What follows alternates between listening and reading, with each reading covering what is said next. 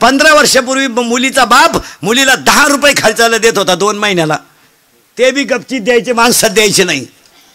तर बापाच्या घरात त्याला चहा मिळत नव्हता.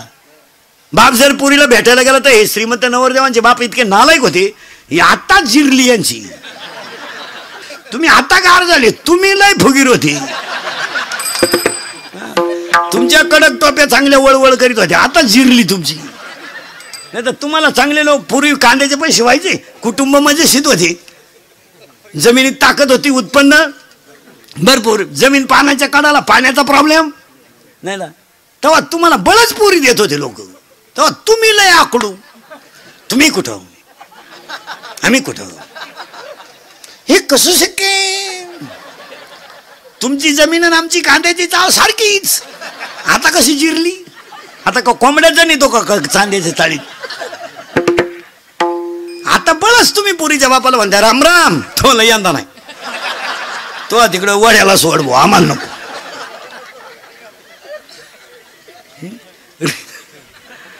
आता हे 2-4 वर्षापासून जेवढे लग्न चालेत ना, टोटल लग्नाचा खर्च पुरीचा बाप करतोय. आता पोऱ्याचा बाप, पुरीचा बाप आता खिशाला हातच घालत नाही.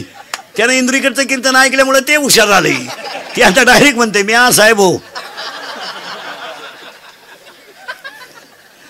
पोराचा बाप अख्खा आपलं. आता उलट पुरीचा बाप मस्त तुरा काढून कार्यालयात हिंडतोय, भरपूर जेवा, लय दिसना नालायक सापडलाय हा ना.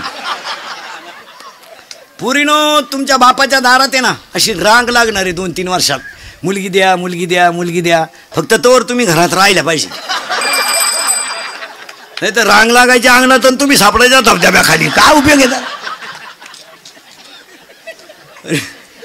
रेंज गेली काही पोरांची, रेंज पाहुणे येईन, काहींचा तर डिस्प्लेच गेला, चित्रच दिसत. सावध व्हा, चला थोडं पुढं. बाळ बाहेर आलं, आजीने मांडीवर घेतलं, त्याला मयूर हे नाव ठेवलं, इथं आपण होतो. आणि आल्यानंतर त्या बाळाला अशा काही गोष्टी दिल्या की त्याने बदल करायचा.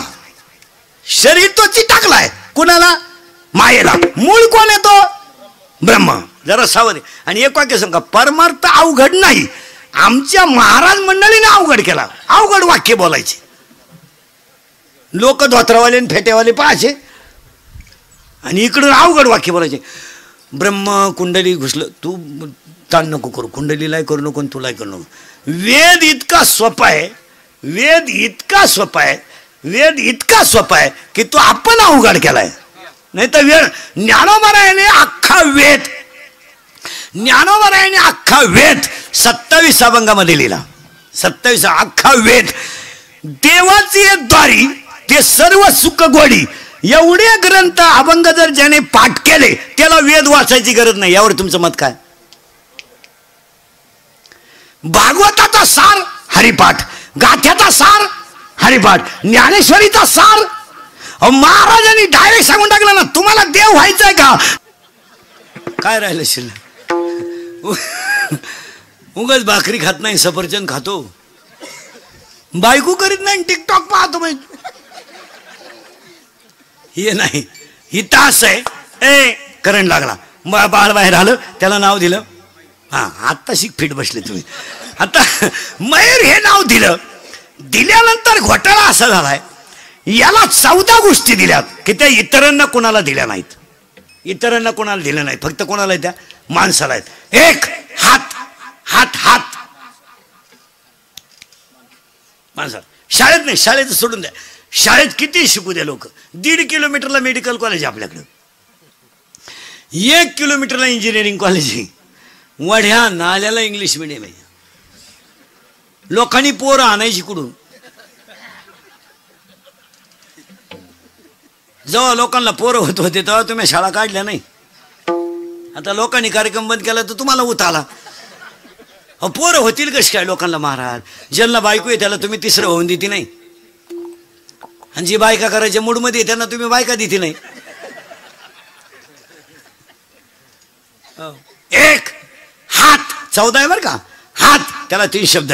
शरीर शुद्ध होईल स्नानानं, मन शुद्ध होईल नामानं, आणि चित्त शुद्ध होईल ध्यानानं, आणि धन शुद्ध होईल दानानं. मग आजच्या पुण्यस्मरणाला, 5व्या पुण्यस्मरणाला सगळ्यात महत्वाची गोष्ट अन्नदान. एवढंच आहे, बाकी काय नाही. किती हे तुम्ही आणि मी गंज कमावलंय मागच्या अवलादींसाठी, काय त्यांना घ्या नाही. आपलं आपल्याला विचारित आहे काय केलंय माझ्यासाठी आपलं. आता आपण केलं ते सांगायचं. बाप म्हणला मारली जखम आहे, मग आता काय करीन. तो लगेच म्हणतो काणी मारा सांगितली, म्हणजे उपयोग काय त्याचा. एक वाक्य संघ महाराज, आपल्या प्रारब्धात जेवढं असेल तेवढं दानानं पुण्य मिळेल तेवढंच पुण्य, बाकी या मागच्या अवलादींसाठी किती केलं तर पुण्य नाही. आणि आपल्या पोरांचा घोटाळा काय झाला तुमच्या माझ्या, या हरामींना आपण कमवायलाच काही ठुलं नाही. एअर खंदून ठुली, पाईपलाईन करून ठुली, घर बांधून ठुलं, ते माझाटले उतारलं त्यांना. ते मोटरसायकल चालू कुत्र्याला होता ना, ती त्याचा बाप पिसळलेला होता. एवढं उताटून गेलं आणि यांना फुकाट मिळालं ना सगळं. हे जर उसखंडीला लावले असते, गावंड्याच्या हाताखाली लावले असते, सायपणी खंदायला लावले असते ना, यांनी वळवळच केली नसती. यांना वळवळ का सुचली. सगळं फुकट. घर आहे, एअर आहे, ते मोटार आहे, बापानं बारे सुद्धा क्लिअर काढून ठेवलेत. व्हायला निघले कोणत्या तुकड्यात कोणचं पाणी जाईन. म्हातारा म्हणजे बिगर डोक्याचा इंजिनियर येतो. त्यानं बरोबर घरं सुद्धा 2 पोरांना 2 बांधून ठेवले, झक मारून ठेवले आपण. वरून त्या अवलादीला 70ची पल्सर आहे फिरायला, 10चा मोबाईल, 2-2.5 हजाराचा त्याच्या पायात बूट. वरून बापानं 100 द्यायची पेट्रोलला, हिनं द्यायची 100. इथं लई खोडीची. हिनं उलट्या पोराला म्हणायचं अजून 100 राहू दे, त्याचं ऐकू नको, त्याचं ऐकू नको. तो पहिल्यापासून तसाच आहे. तो महिन्या नाही तो, त्याला मी 9वी पासून पाहते. एकाच वर्गात होतो आम्ही. तो जसा आहे काही जमलं नाही त्याला.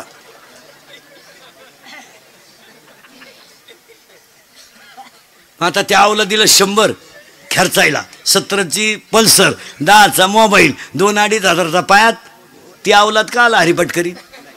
वरून हात त्याच्या डोक्यावर आहे ना हिचा दरिद्रीचा हात. मग त्या अवलादीला माज आला. आता आपल्या पोरांनी वाढदिवस साजरी करायला सुरुवात केली. आता घरी नाही करीत, त्याला बाप नाही ना. ही कॅनॉलला सापडेला अवलादी ह्या. आता या हरामींचे वाढदिवस आता धाब्याच्या पुढं आहेत. धाब्यावर 90 प्यायच्या, केक ठेवायचा धाब्याच्या पुढं, आणि मग तो एकमेकाच्या तोंडात प्रसाद म्हणून घालायचा, हॅपी बर्थडे टू यू. आणि 90 पिऊन मग एकमेकाला बापाच्या नावानं हाका मारायच्या, एला त्या. पोरानं खरंय का खोटंय. खरंय का खोटंय. खरंय. मग आपले भक्त खोटं नाही मग आपले पोरानं. पप्पाचं आणि मम्मीचं भांडण झालं तर स्पीडमध्ये कोण बोलती रे, मम्मी. करेक्ट. आणि भामटेवानी खाली मान घालून कोण ऐकतो, पप्पा. करेक्ट. मग आपल्या घरात भामटा कोण, पप्पा. आणि घरातला हेडमास्तर कोण, मम्मी. आणि पप्पा सगळ्यात जास्त कोणला घाबरतो घरात, काढा बचत गट.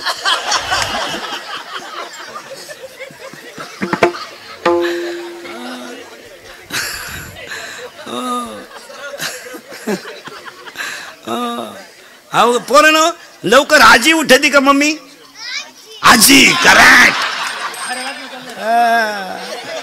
आणि निवांत उठून पहिला चहा ढोशीती ती मम्मी. करेक्ट.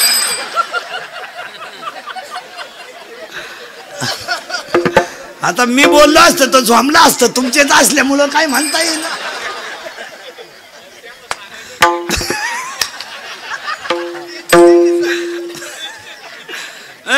चला थोडं पुढं. हात एकच वर का 14 सांगतो पटकन. हात 1, 14 मोजायचे बाबा.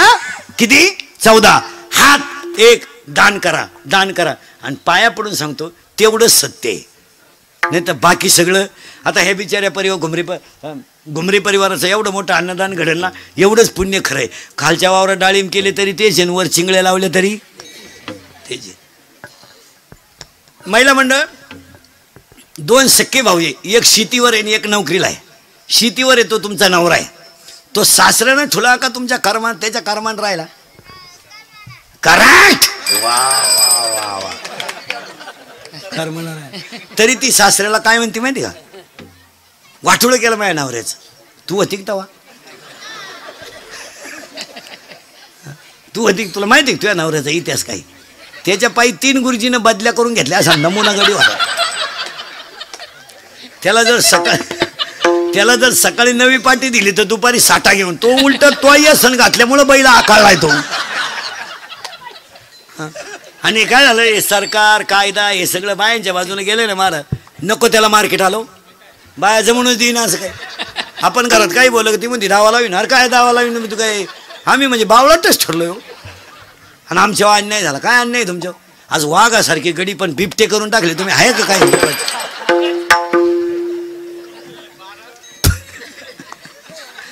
आणि आमच्यावर अन्याय झाला. कायचा अन्याय झाला डोंबले, बायकोला बोलायचे दिवसच नाही राहिले मला.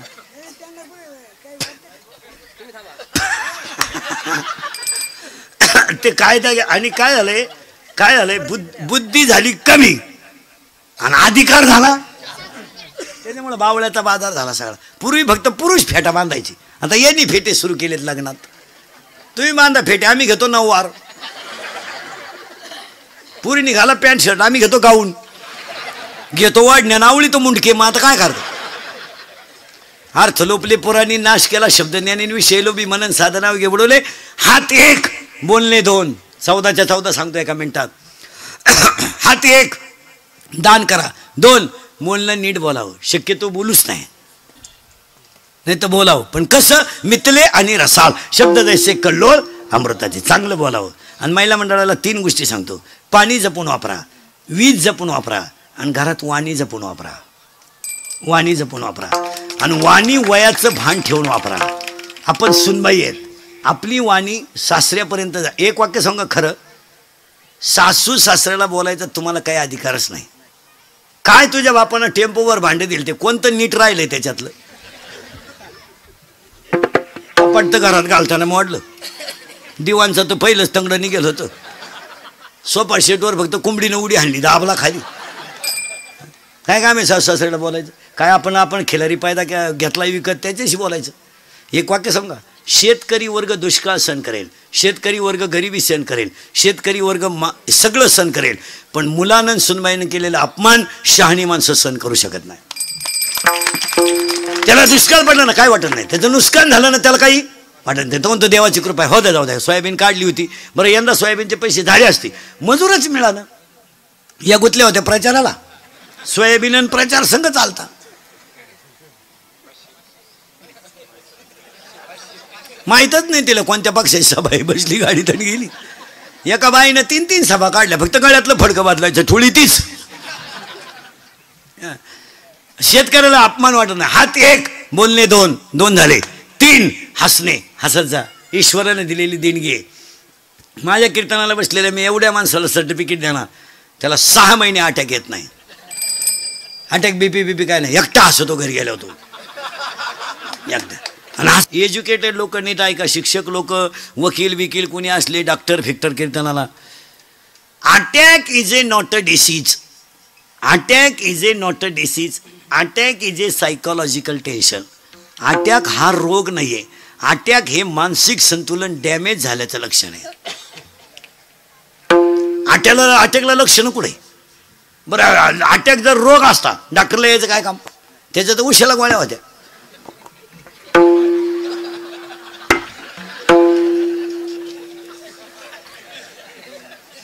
म्हणजे अटॅक हा रोग नाहीये मला. अटॅक हा रोग नाहीये. तुमच्या माझ्या घरामध्ये मानसिक संतुलन डॅमेज झाल्यामुळं मेंदूवर तणाव आहे. तुमच्या माझ्या सगळ्यांच्या मेंदूवर तणाव आहे. आणि त्या तणावाचा परिणाम काय झाला, ब्लड ऑफ सर्क्युलेशन हृदयाला कमी झालं. हृदयाला रक्तपुरवठा कमी झाला. हृदयाला 4 कप्पे आहेत, उजवी जवनिका, डावी जवनिका, उजवी कर्णिका, डावी कर्णिका. आणि हे ब्लड सर्क्युलेशन कमी झाल्यामुळं घामाला अटॅक. हे अटॅक बरं काय नाही अटॅक येतो. दुसऱ्याच्या दारापुढं नवीन वापायली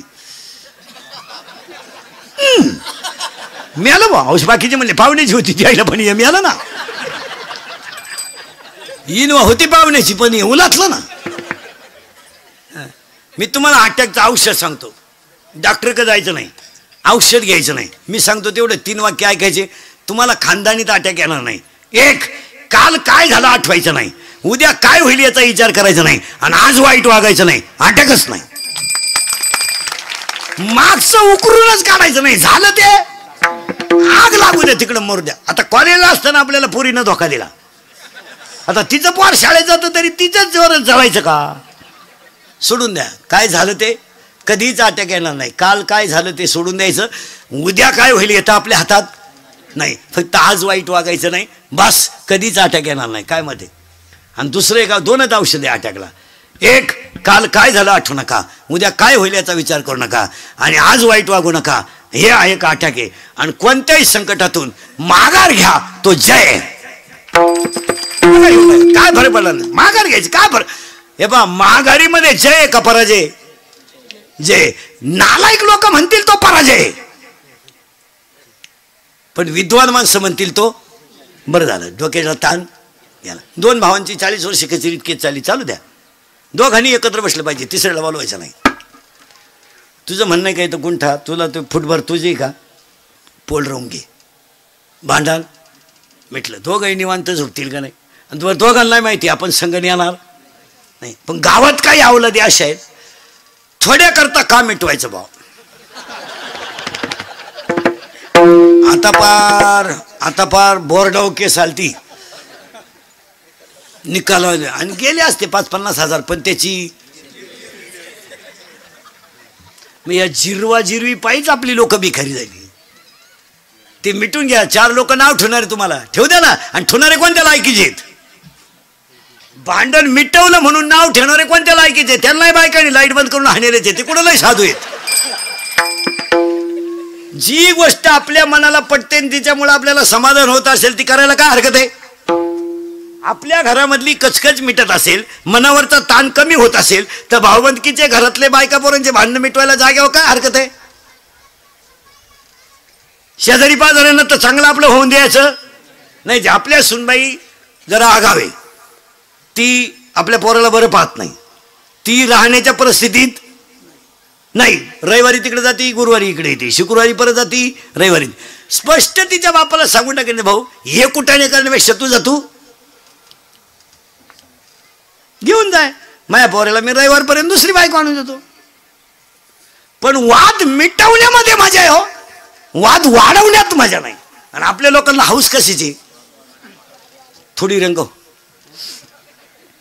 केशन थोडी रंग. बरं, तुम्ही कोणत्याही वकिलाकडे जा, त्याचं एकच वाक्य आहे, 2-3 तारखा होतील पण निकाल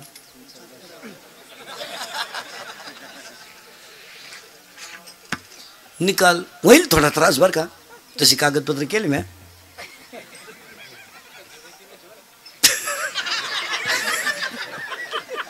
त्यांचं कोणाला एवढाच दणका आहे. थोडस होईल, थोडी तुम्हालाही त्रास होईल, मला तर झालाच आहे, पण निकाल आपल्याच बाजूला.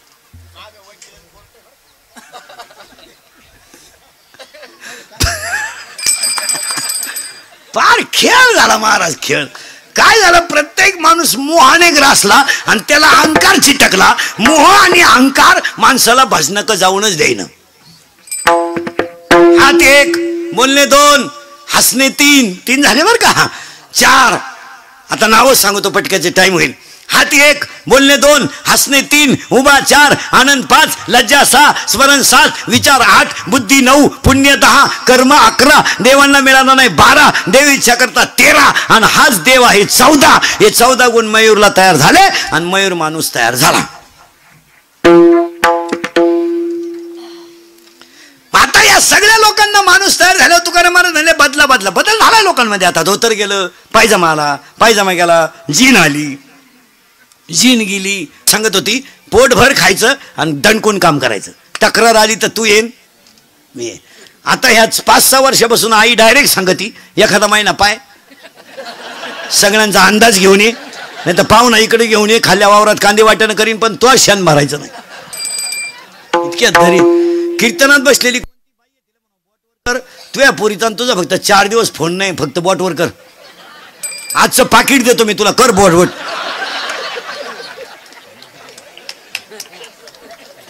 तुला काम नाही का काय दुसरं? तिकडे मर ना, कांद्यात रॉप चिंबट ना, दुसऱ्याची घर का आलं बिगडी ती. उठपळ पुरीला फोन, उठपळ पुरीला. बरं हिची रीती काय, जीवली का काय घालून गेलं, बोंबील भाजली खाती. काय प्रश्न आहे? जीवली का आणि झोपली का? किती बकर झाली का तुझ्या शिडीला? 3. भया एक कुठं पिन, तुला करायचं काय ते कुठं पिऊ?